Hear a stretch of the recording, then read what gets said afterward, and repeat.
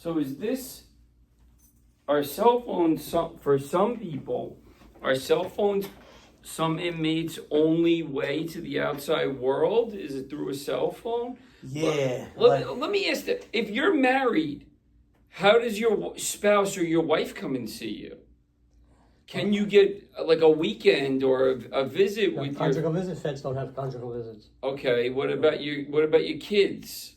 I mean, Like, where do you go if they come? no, they have a visitor room. There's a visitor room that you can go to.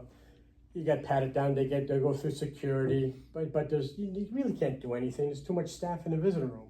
They have cameras. They look at the cameras because what they're trying to do is they're trying to cut down on the contraband, thinking it comes through the visitor room. It doesn't. There's no way this amount of contraband is coming through the visitor room. And Fort Dix has probably the highest incidence of cell phone incidents in the entire Bureau of Prisons. Cell phones, K2, fentanyl, alcohol. My last Christmas there, they shut down the whole building. They set everybody out. And what they did is they went into the rafts, into the roofs.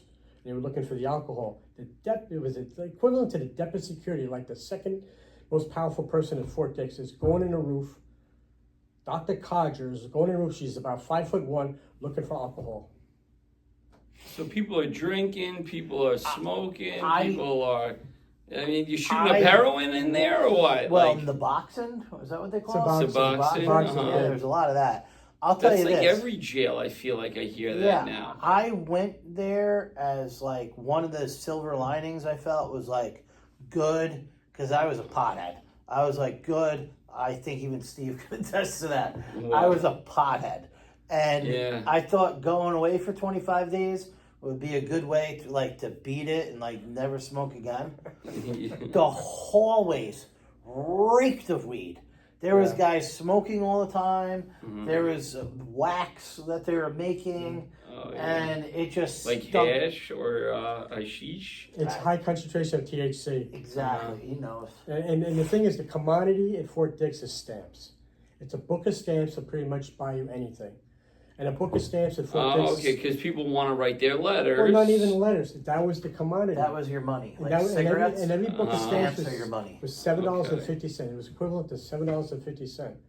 And I would buy 50 books at a time through my Cash App.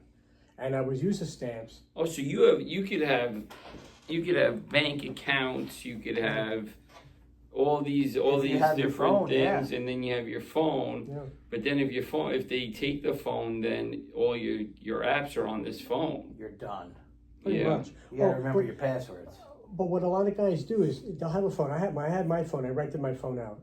I was getting about $800 to $1,000 a month on my phone, and so to have a phone permanently, it's like that $2,000, $3,000 range. Right.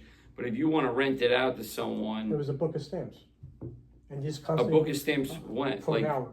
For an hour? For hours, a book of stamps, and then I would take all these books of stamps, and I go to the person who was buying stamps, and he'd send Cash App to my wife. Okay. Or Cash App to me, but I always made the money. I was making the money through the law. Cut that part out. Just that's a note for edit. Don't say that anything was going to your wife. Oh, true. Yeah. You know, it was the money would come to me, and I had the legal work going. I had the phone going, but that was a small. Yeah. That was a small Stop. shot. I want to make sure I edit that.